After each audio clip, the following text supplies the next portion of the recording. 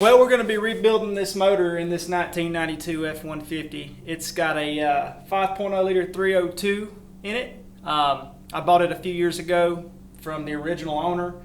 The motor's starting to get some smoke and some blow by. It's got 170 something thousand miles on it. So we're going to make a project out of it. We're not going to hot rod it. We're not going to go over the top. This is an LS swap, so if anybody's watching this that's looking for a high performance LS type video, this is not it. However, we will be pulling a cast iron 302 Ford motor, stripping it down to the bare short block, all the way down to the crankshaft, diagnosing what could be wrong with it. Frankly, it's just an older motor. I'm 32 years old. This truck was built when I was a year old. It's a 92 model, so it's probably built in 91. But we're going to get the motor down to the crank, then we're going to get it off to the machine shop, get it remachined. I'm going to do a few cool old school tricks to it. I'm not going to charge it or do anything crazy. There's plenty of YouTube videos on that. This is going to be an old school rebuild. We're going to do a few cool things to it coming back up from the crank with it. But I wanted to do a complete motor rebuild video from taking the hood off of the vehicle all the way to starting the vehicle, driving it down the road, bringing it back, checking your oil, and having a brand new engine in your truck. Well, here's our engine bay. We'll get it lit up a little bit more here in a second when I get this hood off. That's the first thing that goes. As you can see, this is a 92 model, but it's got a carburetor on it. When I bought it, it ran like crap. These trucks had an EFI injection system on them, which has a ton of vacuum hoses. As they get older, they get brittle, they get worn out, and then when they start having problems, it becomes a complete nightmare for the way the vehicle runs. So I pulled all that off. I'll show a picture of what it looked like in this video.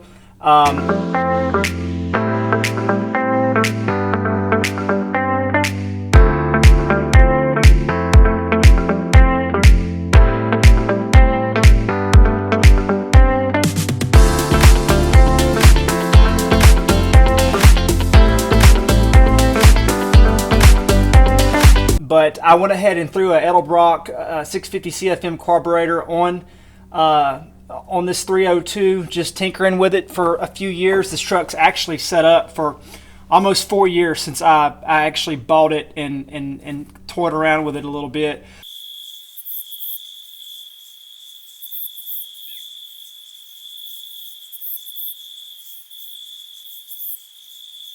It did come with an MSD distributor already on it. As you can see in this area here, I've already pulled a lot of the fuel injection wires and cut them away. So we're going to be dressing this engine up really nice. It's going to be great. It's going to look like a brand new motor, probably from the 60s is what we're aiming for. We're pulling this entire thing out. We're cleaning the engine bay up. We're actually going to pressure wash and pour 15 the frame. So it's going to be a fun build. One thing I want to point out though is as you're doing these builds, you need to have kind of in mind an idea of where you want to go with it before you start. You don't want to get your block tore down and then have no idea what you want to do with it. So as you start taking things apart, keep a notepad, take notes. Now we're going to disconnect this top hose from the radiator first and then from the engine block second. And what I like to do is when I have a truck that's intact, I'll take the hose, the radiator and everything, the larger things that I don't put in Ziploc bags, and I just stick it in the bed of the truck. We're in a shop and it's enclosed and weather's not too bad. You want to disconnect any of your sensors or anything that are kind of in your way right here. That's just your temperature sensor right there next to your distributor. Alright, so I've got this side loose. I'm going to loosen up this. All you need is a little flathead screwdriver. I like this little short nub thing because if you get a long one, it wobbles on you and it's kind of aggravating. But we'll get this loosened up right here, and I'll show y'all. It's right there. There's a little. You want to take your screwdriver and loosen that right there. I'm gonna set the camera back down because I don't have a cameraman. Can't really afford one of those yet. But you want to be careful while you're doing this not to knock anything else loose. You want to keep up with just one step at a time, especially if you're new to this and you haven't really done a whole lot of mechanicking in your life. You don't want to get out of order, because then it can become a real headache trying to see that. That's about as Crayola brown as it gets. It's kind of nasty, actually. But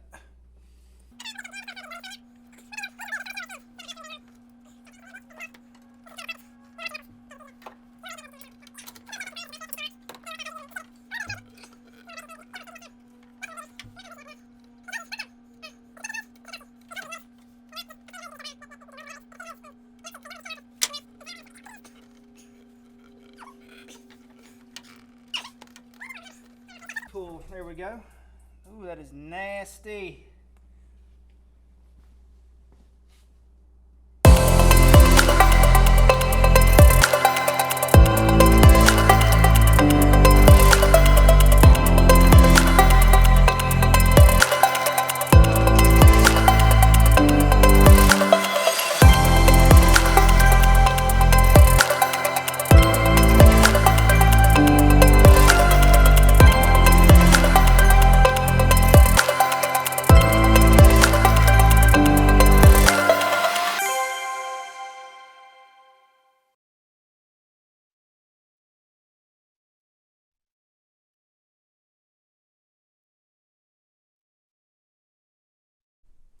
Okay, now we have our hood off of our truck, and as you can see, a lot more space to work, and it's easier to keep your work area illuminated. So the first thing you want to do before you start any more work on your vehicle is you want to make sure that your negative and your positive battery terminals are completely disconnected. Some say only your negative. I do both, just because sometimes you can bump tools. A lot of people place tools on their battery while they're working. I have a habit of that. You can bump your negative wire back into your post right here and not know it, and it can cause a string of issues that you're completely unaware of until you get the motor back from the machine shop and rebuilt it in your car. Typically nothing too bad happens. Your computer system is over there. Especially now that I've, and I'll get into this later, but I've already disconnected all the fuel injection components and all that. So it's just pretty much a standard motor, but it's just a good practice and a good safety precaution to completely disconnect your battery. You also want to make sure that your vehicle's in park and the park brake is set. This is a standard transmission. So in a standard transmission, what I always do is I set my park brakes, kind of hard to see. And then I put my truck, I've got it in second gear. First or second gear works. As long as it's in a low forward gear, you'll be fine. Some people believe in shocking tires. I don't take it to that extreme. We are on level ground. We've got a car lift here, but I don't really need it for this job. The only time you're really going to be laying on the ground is to do a few small things, and then you're pulling your engine up. You don't want to take your transmission out from under your truck with the car lift, because then you have to get a transmission jack under there, drop it down, and you really don't have to take your transmission out at all. You're pulling your motor. So once you get your transmission bell housing unbolted and all that, we'll get to that shortly. There's no reason to have your truck lifted off the ground, but if anybody's wondering why I'm not using this, that's why. You don't need it. It's not necessary. You can jack your truck up a little bit, but you don't need a car lift. So that being said, I'm going to get started, and I'm going to pull the radiator, disconnect my battery before I do that, and then I'll be pulling the front part of the truck off. This isn't a necessary step, but it's something that I'm doing because I'm replacing a lot of the bolts and the bushings here. So like I said, this is a complete restoration of this truck. So this is part of that process of the restoration. However, it's not part of the process of pulling the engine. If that's all you were doing, your engine just comes up with the jack. But I'm going to get started. Just sit back, enjoy the music, and let's get to work.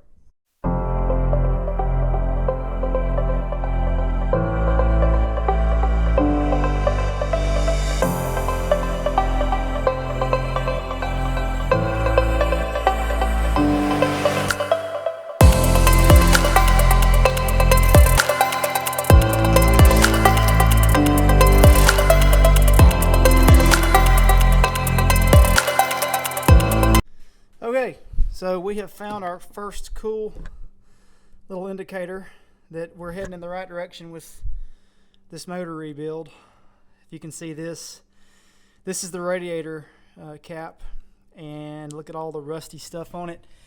You can see in this radiator right here, that's just really cruddy, man. Like I said, this truck's pretty much set up, and that's an indicator that you've probably got some blocked waterways in your actual engine block.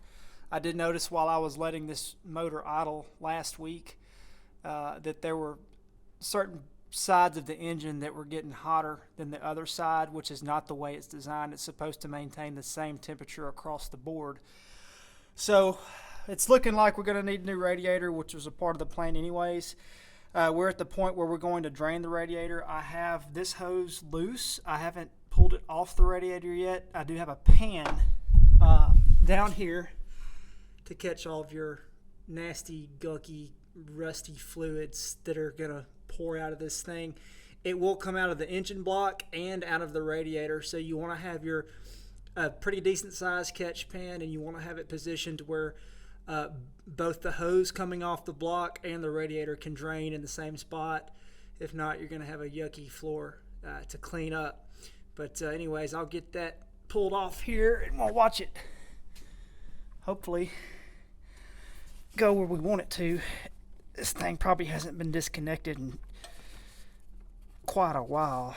Usually when you have a truck this old, it's, I wouldn't say been neglected, but it's just outdated. You're not necessarily going to have the easiest time getting these hoses off, so we'll try some vice grips or something. Sometimes you just got to give it a little bit of encouragement. You don't want to break it, you just want to kind of turn your hose with them a little bit and kind of jiggle it loose.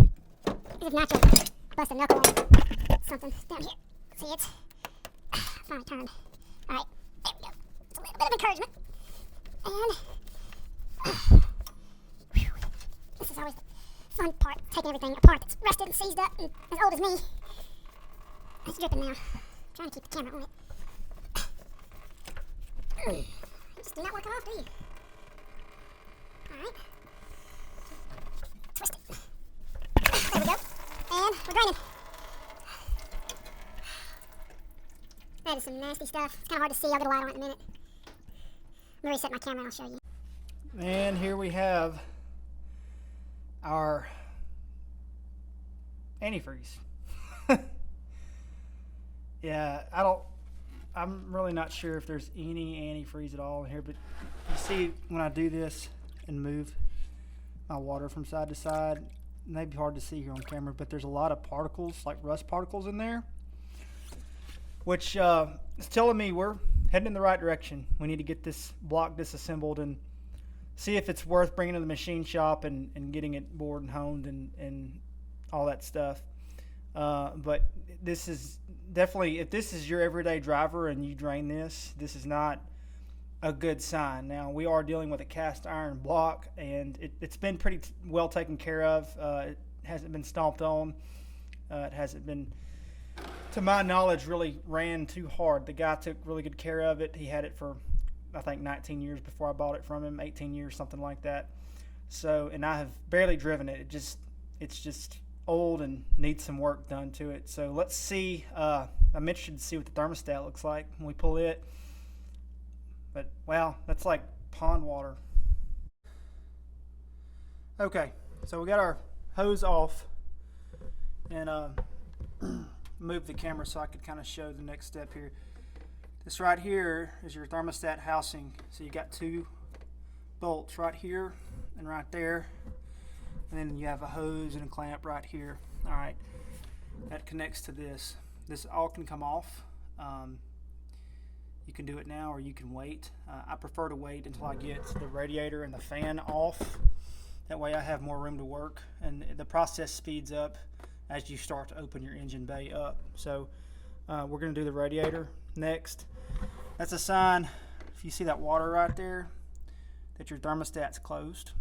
It seems like it was doing its job. It's not stuck open or anything, but we'll see when we get it off.